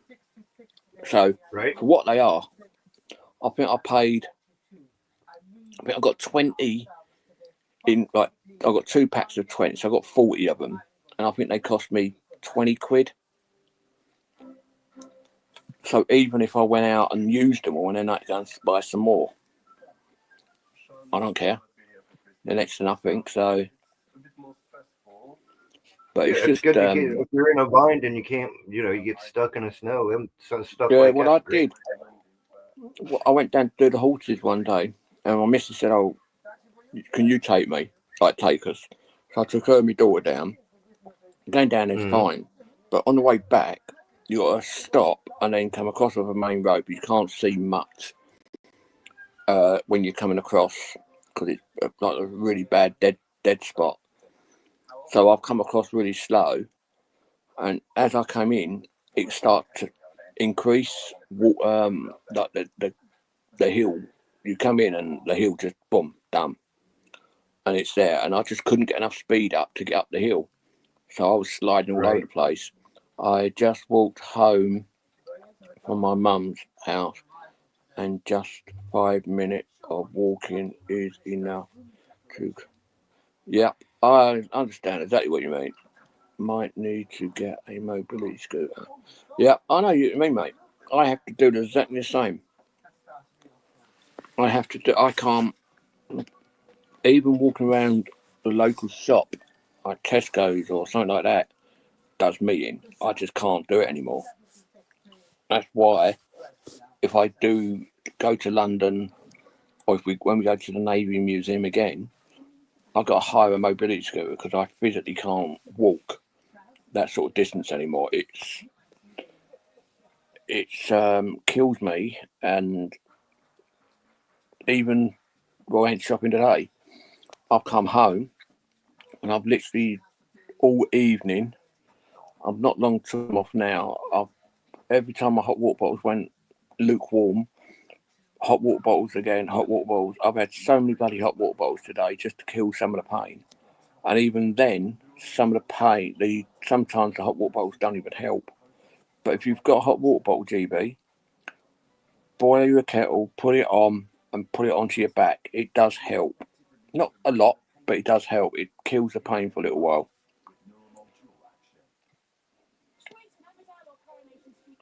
So, Good grief, yeah. I'm not looking forward to getting old. Listening to you old coots. Yeah. Well, GB ain't that old, though. He's only a youngster himself. Me, I'm over 50 now. Right. Well, quite a bit over 50. So, yeah, Well, I'm halfway through my life, and I can tell you what, I'm not going to sit here and complain about it like you guys are. Not saying that you're complaining. You guys have all the rights to. I tell you what, my lower back every day lets me know that I'm 35. Geez, you're only 26. Get out of here. I don't believe that. There we go. That's how old he is. I knew he weren't that old. Maybe flip them numbers around. Yeah, GB. You all right? Yeah, you there? Yeah. Yeah. I know he's not old. GB's only a young boy. He's only not long come out of his nappy. Yeah. Still wet behind the ears, huh? Yeah, he's still got fucking probably 30. My weight is really starting to fucking affect me now, man. Yeah. And I'm exhausted literally constantly. Fuck knows how I'm gonna manage on Tuesday walking around, you know? You're going out filming shoes, didn't you? Why don't you see if you can hire a mobility scooter? Hello, Spiky Mike. I don't have money for that. Yeah, but they're not that expensive. Like when I hire mine, I guess I could rob Adrian off him. Yeah, I don't think he'll let you do that. Yeah, when I hire mine and I come down to London, obviously I try to do mine over a weekend. So I normally pick mine up on the Friday. So I'll have it Friday, Saturday, Sunday, and then drop it off Monday. And that normally costs me 40 quid, if that. They're not expensive to rent. If you can find the right place they're not that expensive. I Like ought to I give could, you guys the link to where my dad got his. His one was only a few $100s, and it's his. You know, there's no renting. It's just yeah, but there the if he difference ever is needs it. the only problem is, yeah, I can go out and buy one tomorrow if I wanted to. There's plenty out there to Right. buy, but the problem is if you buy one and then you have it for, I don't know, 6 months, say, and batteries go bye-bye. To buy the new batteries, Mhm. you might as well just come out and buy another mobility scooter. So the way I do it is I can go out now, like say tomorrow, and get a mobility scooter on mobility because I'm physically registered disabled. So I could actually go out and Right. hire and have one on mobility, which would cost me probably less than £100 a month. But I don't want to do that because one, Well, being I got disabled, wouldn't your insurance give you one for free? Because I mean, I no, live in a no. state, so it's different We over haven't here. got. We don't have insurance. Everything over here, like the NHS, is free. Don't know how much longer for with this Prime Minister we've got. Mhm. But if you're registered disabled, you get a certain amount of money, and then like if you get PIP, which is personal independence payments, they give Yep, you we a get certain PIP amount of over here. money, right? You get a Well, certain amount of our money, PIP's and different then though. hold on a sec. Then what happens then Yeah. is you can either use that money to get a car, like a brand new car, and you have to keep it for 3 years, or you can keep the money and then you can hire, like, get a mobility scooter for the same sort of thing, same sort of deal. And anything goes wrong with it, they pay. Like, Mhm. if you get a car, all you have to pay for is fuel. You don't Right. pay for insurance. You don't pay for road tax. You don't pay for servicing. You don't pay for any tyres. You don't pay for breakdown cover. You literally pay for fuel, and that is it. Yeah, that's a good deal. Yeah, and it's the same with a mobility scooter. You Mhm. don't, like, if anything goes wrong with it, you ring them up. If they can't repair it, they give you a new one. If you Right. if you went out and smashed your car up, you get a brand new car. That's the way it is over here. I've got a buddy that he had an accident on a swing one time and broke his neck, basically paralyzed him. He could still walk now, but not very well and not without assistance. He walks with a walker like an old lady. But they Yeah, gave well, him a I mobility have scooter, to. and the insurance pays for everything. If he Yeah, breaks it, I have they just take it to. back and fix it. Yeah, I have to walk with a stick if I'm out and about. Mm. But yeah, I'm in so much pain 99.9% of the time now, Right. and If it's I'm walking, I'm always in pain from 5 minutes. From within about 5 minutes onwards, I'm in pain. you can walk longer than I can then, because the minute I start walking, If I'm resting, then I'm all right. You know, yeah, like now resting like laying down. I can't sit because my legs ache. yeah, I can't sit down. I'm as I said earlier, I am on the bed every day, and if I'm out, I'll have the hot water, the heated seats on my car on all the time. Like tomorrow, as I said, I've got to be up. I think my missus wakes me up about 6:30, 7 o'clock in the morning. So, and then I'll be leaving here about 8 o'clock. Take my daughter down, and then if I'm sitting in the car, which I always do, and I'll sit there and I'll go on my iPad and I'll sit there and watch YouTube or movies or whatever. And I'm literally sitting there in so much pain, can't get comfortable. And if I have to walk from the car down to where the horses are, which is like, I don't know, you can do it in less than 30 seconds. It takes me forever to walk down to it. And I have so much bloody agony. I just don't want to. That's why I don't do much now. Like tomorrow, if I can get out, and if it's not pissing down with rain or high wind, I'm going up to the same place and I'm going to fly the drone, hopefully. But it literally depends on the weather. Are you taking yours out all yet, GB? No, not yet. You're gonna have to get out there and fly it, even once, just to see how much fun it is. But I've got to be honest with it. It is fucking nerve-wracking when you first take it up outside. It is. But don't forget, you got to calibrate yours in though, GB. So you got to spin it around 3 times. Put the camera so it faces up to the sky. Spin it round 3 times. I don't know how to move the camera. I've tried. I don't know. I've got to figure out how to move the camera. That I ain't got a clue. I never ever used it. As I said, I haven't used the camera because I didn't even fly. Oh, I moved it. I lifted it up off the bed in the office, and then I put it back down, and that was it. So don't ask me. You've got the instructions with you, ain't you, on it? There's some Japanese instructions. Yeah, no, there is some in there. If you look on the opposite side, because you've got a double-sided, there should be English there as well.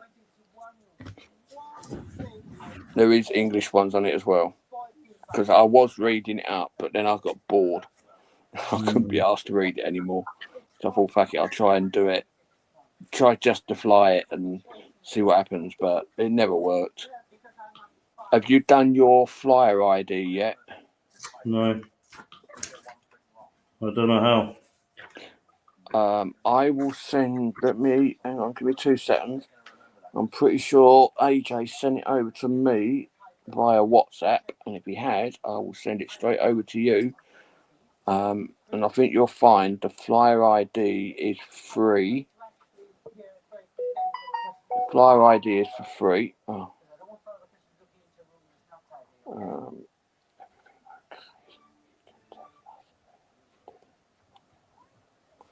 Right, let me just find AJ. Right, give me 2 seconds. I've got to find where it is. Because me and AJ flies send so many videos across.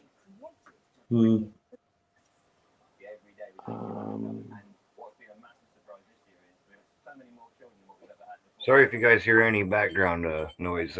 Chloe's having a spaz attack over here. It's that time of night. Oh, that's your little kitten, isn't it? Yeah. She got a bunch of new toys yesterday, and she's just been going crazy. Well, all cats do. We used to have them as well. That's part of the reason I haven't been doing any lives here lately. It's because she's just so noisy. But I don't mind.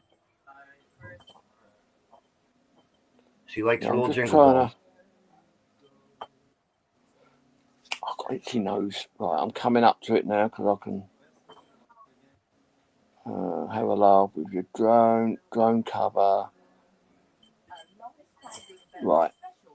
Now, GB, I've just sent you one over. Give me a second and I'll send you the other.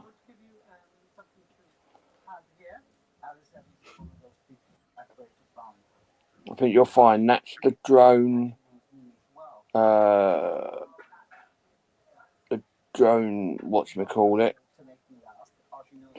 Flying Drones and Model Aircraft, UK Civil Aviation.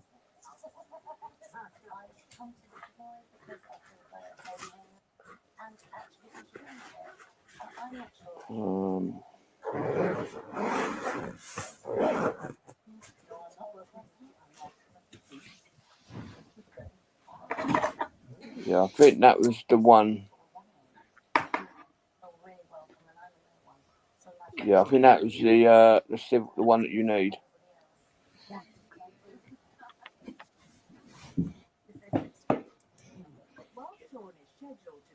Yeah, that's the only one.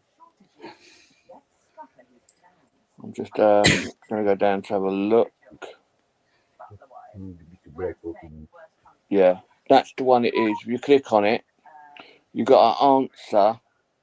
So when you open it, if you register to use a drone or model aircraft, if you click on that, and then scroll down to go to overview, you've got a choice. You can get both your flyer ID and operator's ID at the same time.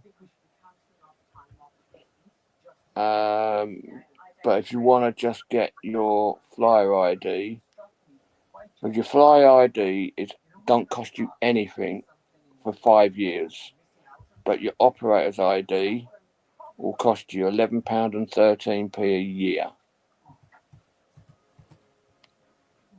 So it ends up being a little bit cheaper to register both at the same time. The flyer is the person who flies the drone or model aircraft.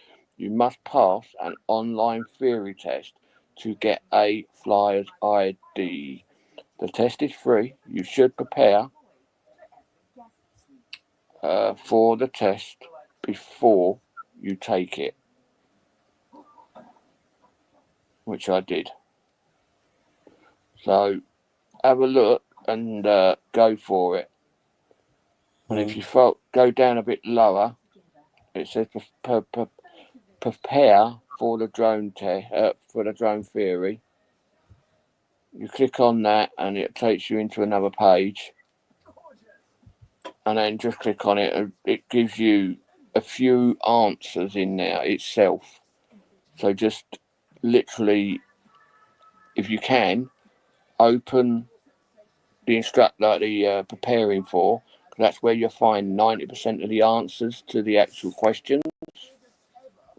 And once you go into it, you'll see it says prepare for the theory test, and then it says you can take the test as many times as you like.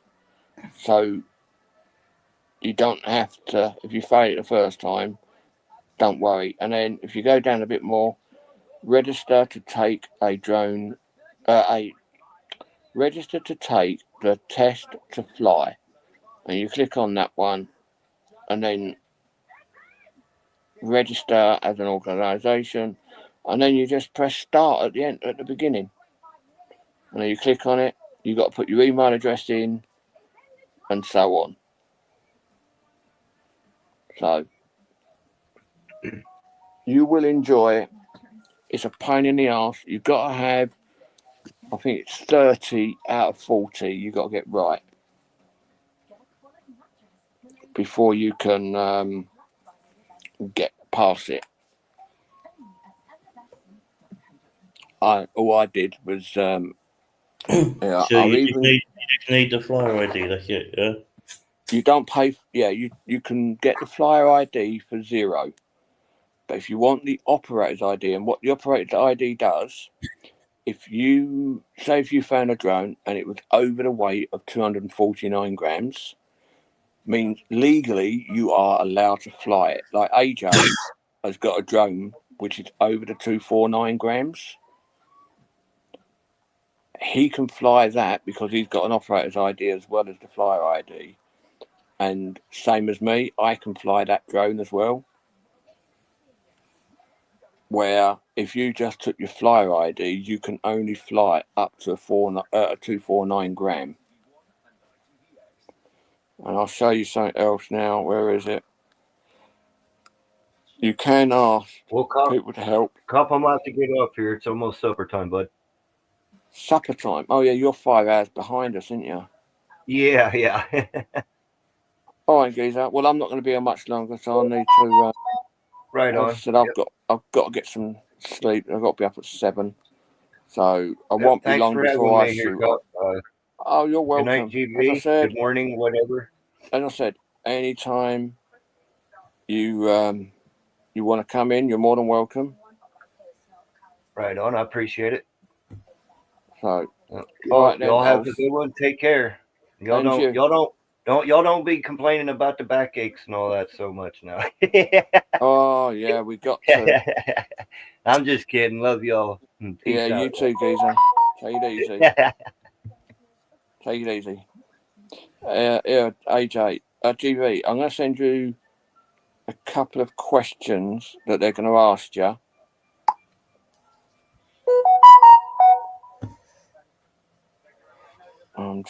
That was one of them that I've just sent over. I'm just trying to find the other one, and then I'm going to.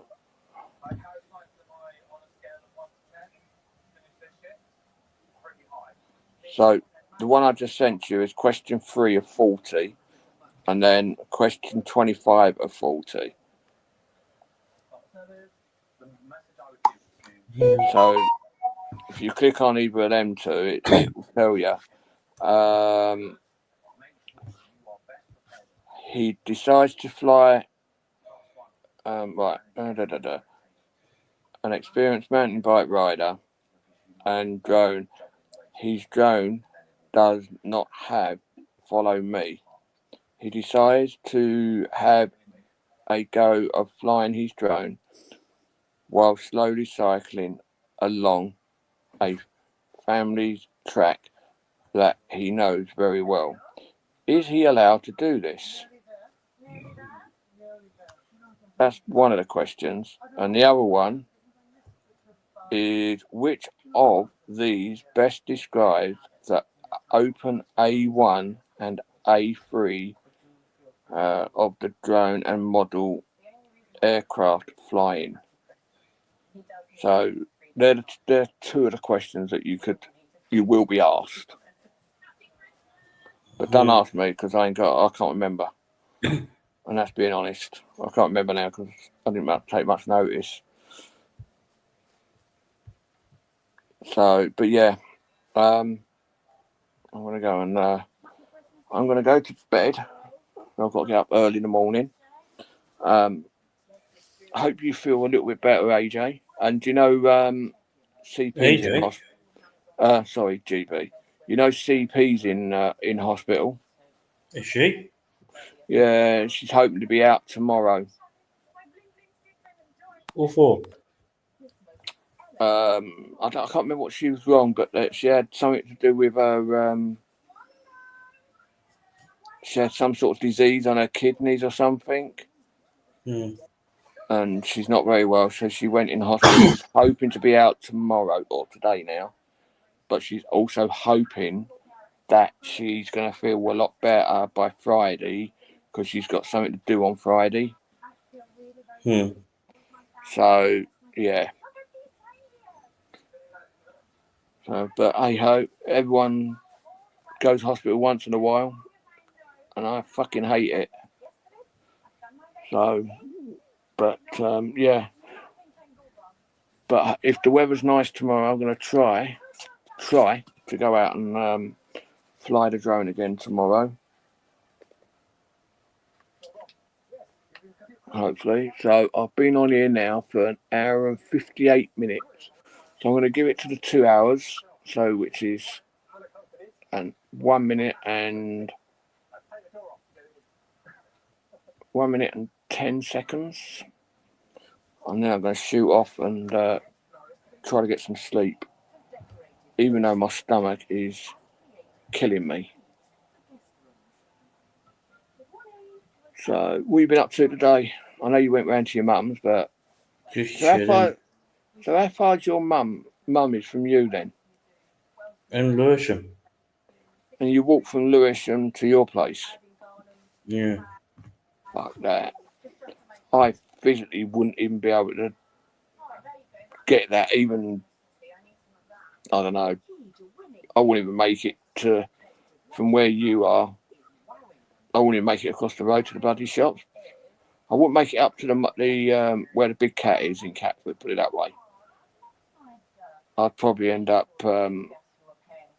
suffering like hell. So, anyway, I'm going to go and I'm going to say good night and God bless to all. And I'll speak to you very soon. Let me know how you get on Tuesday. And make sure you pack them the pens and that with you. Yeah. So don't forget them. All right, I'll speak to you soon. All right, bye. Take it easy. Good night.